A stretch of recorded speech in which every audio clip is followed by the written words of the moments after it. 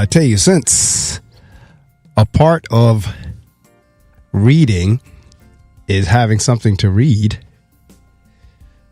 or someone pointing you into a direction of something to read, that's what I'm going to do for the next couple of minutes while I have you here, especially since the whole focus of my time on the air is predominantly about reading. And I share with you all the time, I'm always reading probably nearly close to 15 to 20 books at any given time. Might be more than that, especially since I have the ability to carry them in my iPad on the Kindle. Because it was one thing back in the day, as they say, whenever we had to carry books in a bag, and that was really bulky and heavy. But now literally you can download your books digitally on the Kindle or one of the other digital carriers of books, one of the tools or the vehicles, or your devices rather, and you can carry hundreds of books with you. And while I did not think I was going to be a fan of the digital books, I must admit they do have their place, especially in terms of convenience, in terms of portability, and in terms of always being able to have a book in your reach. So I have over 200 books downloaded on my Kindle. So I'm just going to share a couple of books that I'm reading, particularly concerning the president, that I've downloaded over the last couple of weeks that are very good. As a matter of fact, if more folks would read books such as this, if nothing else, it would make them think and not just mindlessly go along with everything that's fed to them on the news or even what they see. They would have to give some thought to it. So one of the books is, let's see here. It's by Amanda Carpenter. And I think I was talking about this one a couple of weeks ago. It's by Amanda Carpenter. And the title is Why We Love It When Trump Lies to Us, Gaslighting America. Now, I started reading that book a few days ago, and it is fascinating. Because if you read the book, you will clearly see, if you know anything about Donald Trump at all, you'll see exactly what Amanda's talking about, the patterns.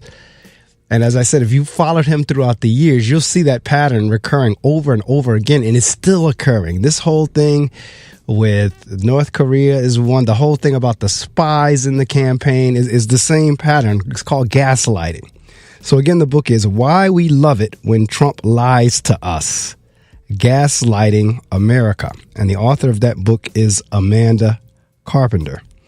I highly recommend it because she gets into the steps of gaslighting, and you can see Trump through and through. Now, there was a book I recommended to you a year or more ago.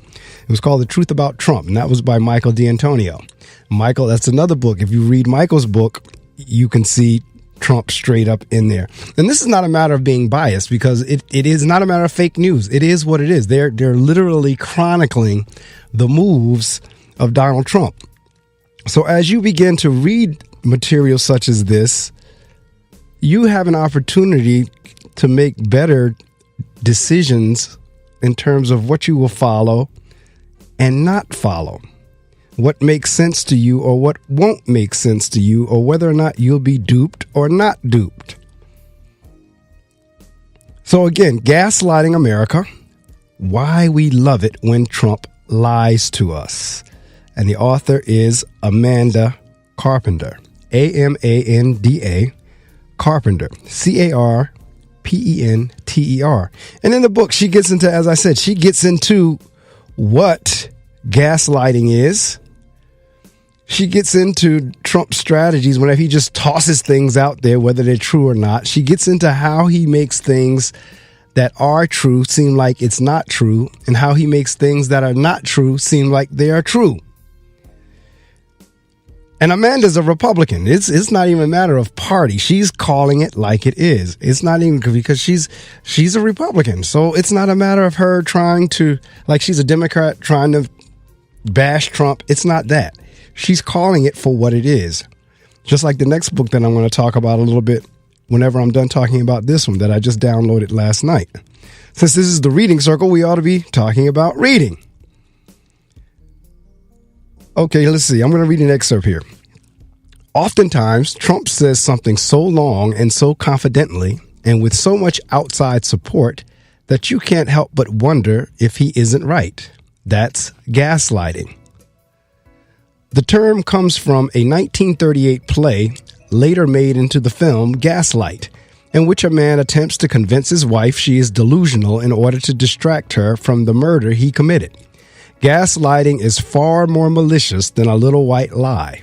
It's a lie told in such a way that it makes the person being lied to feel crazy, and, in dramatic cases, start acting like it. Gaslighting is far more aggressive than any of these misguided lies. It's an elaborate scheme undertaken with the goal of gaining control over people. Trump is an expert gaslighter, and what I want you to understand is that there is a very specific method to his madness. So let me very quickly, since I have it before 7 o'clock, before Mr. Stevens gets here. Here she goes. Here are the steps. 1. Stake a claim. S-T-A-K-E, a claim. Trump finds a political issue or action that competitors are unwilling to adopt and that will ensure a media frenzy, such as President Obama is not a U.S. citizen, quote unquote. Second step, advance and deny. Trump casts the issue into the public realm without taking direct responsibility. He does this by raising questions about or discussing what other people are saying, reporting, or thinking. Tabloids, YouTube videos, tweets from unknown origins, and unverifiable internet news stories are often used as sources. Next step, create suspense. He says evidence is forthcoming that will soon get to the truth of the matter. Trump can remain in this mode for weeks, months, or even years. The next step, discredit the opponent. If critics gain traction, Trump attacks their motives and personal character. Next step, win. Trump declares victory no matter the circumstances.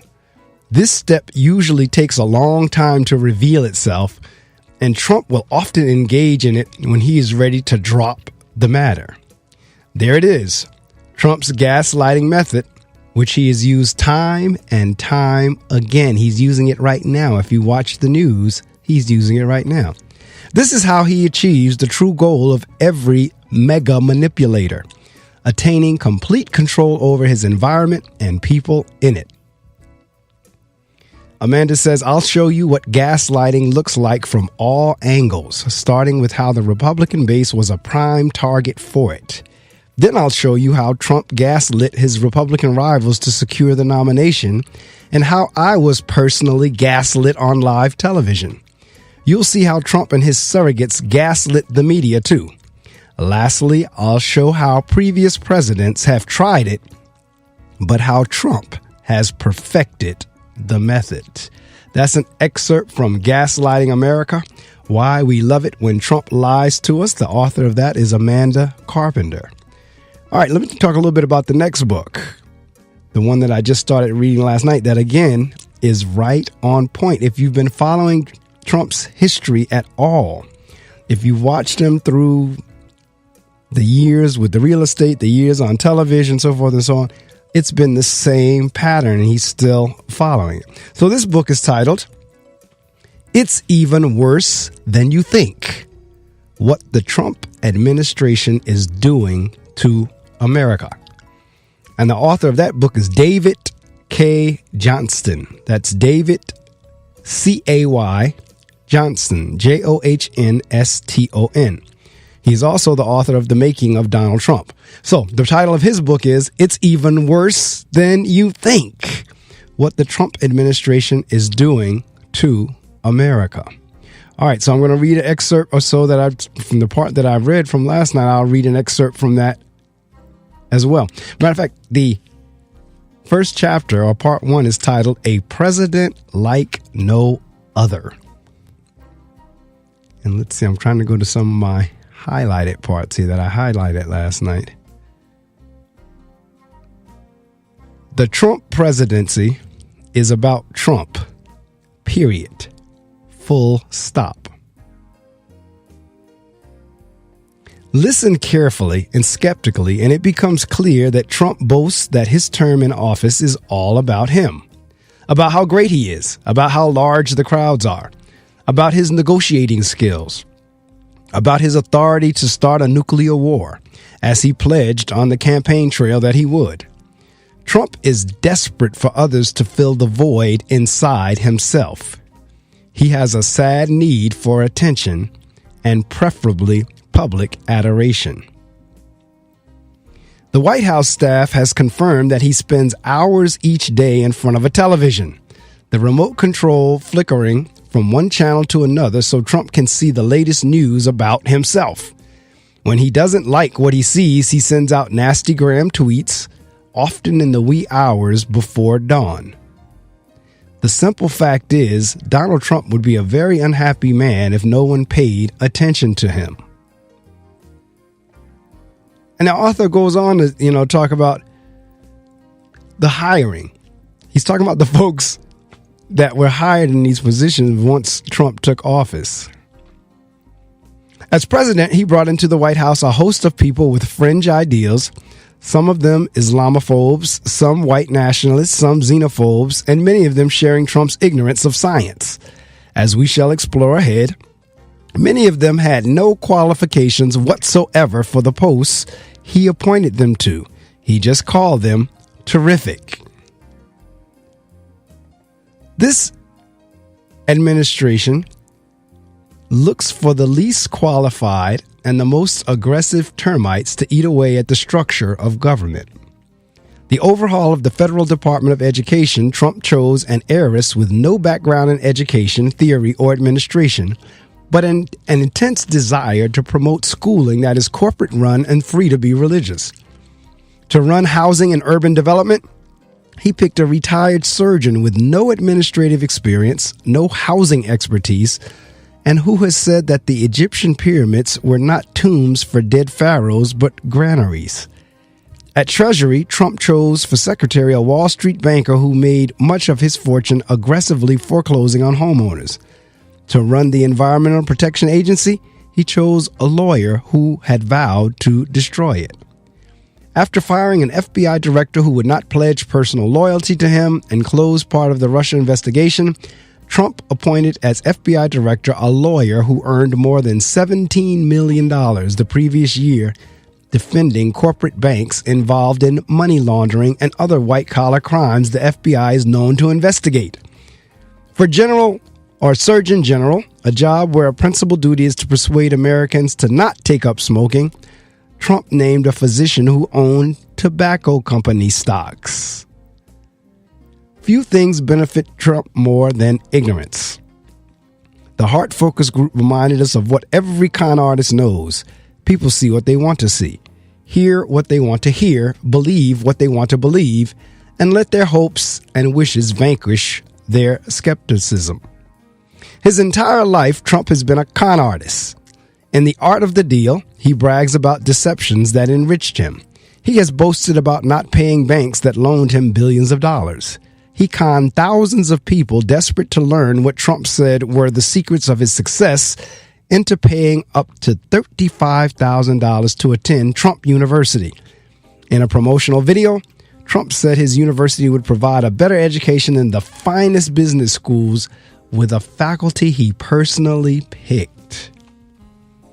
Lawsuits forced Trump's testimony in documents that show that there were no secrets he shared with the students. The faculty never met Trump. These professors turned out to be fast food managers and others with no experience in real estate, the focus of the university. Because of the lawsuits, Trump paid back $25 million to the people he conned so the scam would not follow him into the White House. To con a wider audience, Trump relies on fall news organizations. People who get their news from these sources believe reasonably that he is under siege for doing the right thing. In this context, consider the plight of congressional Republicans, some of who say in private Trump is unsuited for the presidency, as ignorant as he is unstable. See, these are just a few excerpts out of the book It's Even Worse than you think. And the author of that, again, is David K., and that's C-A-Y, Johnston. So that's 2 books about Trump I recommend right off the bat, and I'm quite sure there are more. There's a few more as well. So I'm going to go ahead and let you know a couple more books that are great. There's another one called New Power, and that one has nothing to do with the president. It's called New Power. I started reading that one as well. And it gets into how things have shifted with the advancement of technology and social media and giving folks voice. So the name of that is New Power, and the author of that one is Jeremy Hymans, Jeremy Heimans, and Henry Timms, Henrytimms, and it's how power works in our hyper-connected world and how to make it work for you. Another excellent voice about how now we have voice. Like I was saying earlier, it's a unique opportunity to be sitting behind this microphone, but in 2018, you can sit behind the microphone in your own house. You can have your own radio show, your own podcast, and that's what this book, New Power, gets into, how all of us now have a voice. Interesting chronology or interesting timeline of how far we've come for everybody to be able to do that. In other words, you don't have to go to publishing houses now. You don't have to go to the big corporations to get your work out there. You can publish and put your own work out there, do your own thing, whether it's a YouTube video, whether it's a podcast, whether it's on Twitter, whether it's on social media.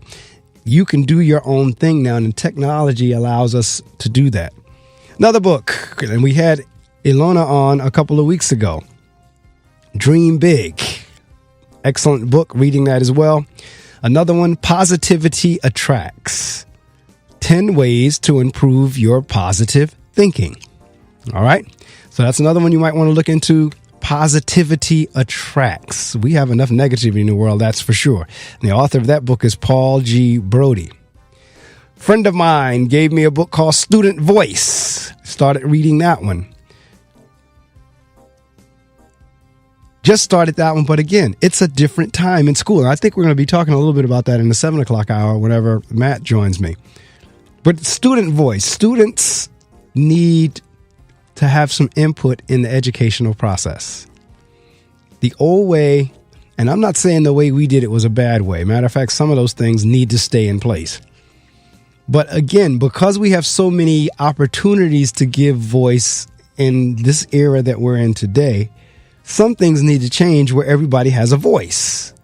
And then you all come to kind of like a collective of how we're going to do this. I think schools really do need to take a look at how we do business, because it's just not working, at least not in the school that I'm serving in. The old methods are just not working. The curriculums or how they're delivered are not attractive to kids. The kids tune out, start doing their own thing.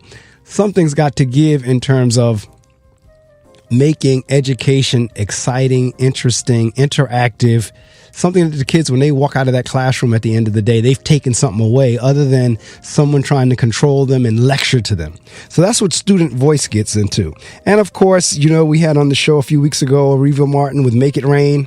I'm halfway through that. I'm 57% through Make It Rain, and she's given some wonderful advice of how to get your voice out there. Another great book, Anxious for Nothing by Max Lucado. That one, if there ever was a book that you want to read in these chaotic times, that is it. Anxious for Nothing. And what Max talks about in that book is whatever it is that's going on, be able to trust and know there is a God, there's a force higher than us. Pray about it. Do what you need to do in terms of doing your part, but don't be anxious, because the truth of the matter is worry doesn't solve anything. Worry doesn't change the outcome. Worry does not make whatever the outcome you want to happen. Worry does not do that. The only thing worry does is to keep you up at night, make your body sick, make you tired, make you hopeless. That's the only thing worry does. So Max talks about in his book of how to be anxious for nothing. Outstanding book. The Opposite of Hate. And all of these authors that I'm talking to, by the way, I'm going to try to, before the year is out or sometime next year, get them on the show. The quicker I can get some of these folks on the show, the better. The Opposite of Hate, Sally Khan. Another excellent book, because she's talking about love. If the world would just love. I don't know why that is so hard for people to treat people right. I don't know why that's so hard. I really don't. So excellent book again, Sally Khan. Trumpocracy by David Frum. Another one about the president. And that's David Frum, F-R-U-M. I told you earlier about a book called Chop Wood, Carry Water. Another excellent read, Joshua Metcalf. So that's just a few books. I mean, I'm just scrolling through my Kindle right now and just pulling off some titles. The Case for Christ, outstanding book. Author Lee Strobel, L-E-E-S-T-R-O-B-E-L. The Case for Christ. And I can go on and on because there are over 200 plus books, probably getting close to 250 now, that I have downloaded here in the Kindle. All right, so if you ever need a book recommendation, hit me up on email or social media or what have you, and I can recommend some books for you. Because everyone needs to read. I can tell you now, and me and Matthew are going to talk about this, because in the 7 o'clock hour, we're going to talk about the whole notion of teenagers being able to kind of convert from going to school to be able to be usable or marketable or employable or workable in the job market. And if you cannot read and read well, and we need to understand, because kids will say all the time, Mr. Medley, I know how to read. There's a difference between decoding and comprehending, understanding what it is that you're supposed to do, following directions if you're reading directions, and if you're reading a paragraph, paraphrasing it and be able to say it in your own words. Those are different skills. So just because you can call off a few words does not necessarily mean you are a very good reader. You have to be able to take in that information and process it, put it into whatever it means to you, and then what does it cause you to do? What actions does it cause you to take? What thoughts does it cause you to think? Reading is an active process. It's not passive. It's not just sitting there. Reading, there's some things that ought to be going on in your mind when you're reading. That's different than if you're sitting there watching television. Television is passive. But there's some things that should be going on in your mind when you're reading. You should be questioning. You should be predicting. You should be wondering what's going to happen next. What did the author mean by that? What does that mean to me? What can I do with this information I'm learning? What did other authors say about it?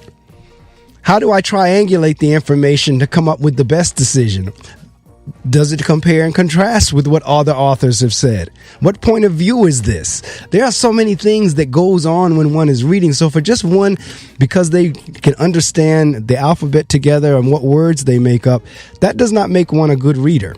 And folks really do need, with all the technology and everything else we have, folks still need to read, whether it's on the Kindle, whether it's in the old-fashioned way of carrying a real book with you or what have you. We must read more. Hence the emphasis of this show when it was created back in 2001. I cannot extol the necessity of reading enough. And it's a hard sell, especially when there are so many other distractions and competition in 2017, because with the social media and all the technology comes folks that think they don't have to read anymore. And if you look at the way we're moving, if you can't read and follow instructions, you're going to be stuck, because I've been behind folks at the ATM who don't know how to read. And once you put that ATM card in, everything that happens after the point that card goes in the slot are words and directions. And it changes relatively frequently. The way it works one time you put the card in may not be the way it works the next time you put the card in, because something has changed, a new prompt, a new direction, a new step, a new something that the machine wants you to do. And if you can't read, and I've been behind people who don't know how to read at the ATM, where they get frustrated and just finally punch out and pull their card back out. All the folks that I've been behind that's done it is not a situation where they didn't have money in the account.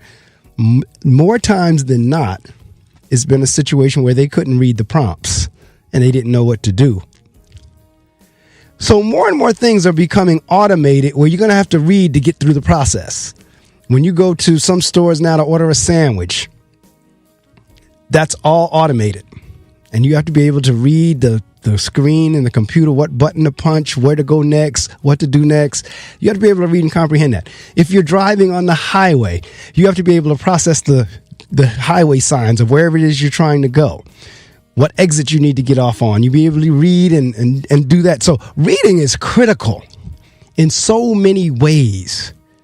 And yet there are so many people who don't like to do it for whatever reason, won't do it. And at the same time, I'm encouraged because even with all the technology, if I walk into the local major book retailer,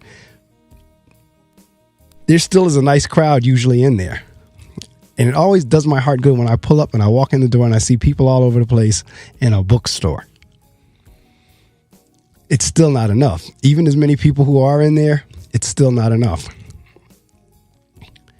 We must, and those of you who are parents out there, I know your kids don't want to read, but you've got to get them to read.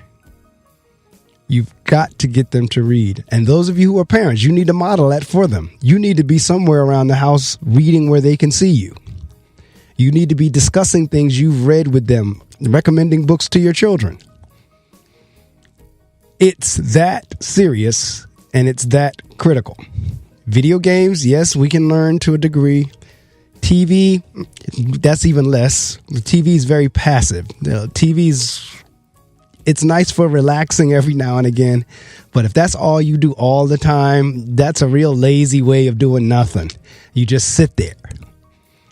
Doesn't really challenge you. Doesn't really cause you to think per se, unless it's like a documentary. Speaking of documentaries, and I have to put in a plug for it, even though it's not necessarily a paid commercial or anything else. But there's a series that's coming on tomorrow night, 9 o'clock, meaning Sunday night, 9 o'clock, called 1968. And the only reason that I'm hyping it is because 1968 was a pivotal year. I'm not necessarily hyping the show, but if you want to watch something to think about and to learn a little bit more about history, that's one of them. 1968. That year, if you go from January 1st, 1968 to December 31st, 1968, was power packed. There were so many events. It was almost like everything came to a head in 1968. So if you're listening to me, I don't know if you have CNN or not, but if you get an opportunity to watch that tomorrow night at 9 o'clock, because I know that's one show I'm going to be tuned in tomorrow night at 9 o'clock, is 1968. Because I've read on 1968, I have magazines on 1968, I have videotapes on 1968. There were so many things going on in 1968. You had Martin Luther King assassinated, you had Bobby Kennedy assassinated, Richard Nixon took office, the Vietnam War was going on. You had so many things going on in 1968 that I'm quite sure the documentary is going to be fascinating. So if you get the opportunity, on tomorrow evening, which tomorrow I believe is May the 27th. It is. Today is May the 26th. Tomorrow, May 27th at 9 o'clock Eastern time. And I guess you have to compensate for whatever other time zones you're in. But on CNN at 9 o'clock Eastern time will be the documentary 1968. I encourage everyone to watch that one. If you can get books on there or learn more about the history, please do so.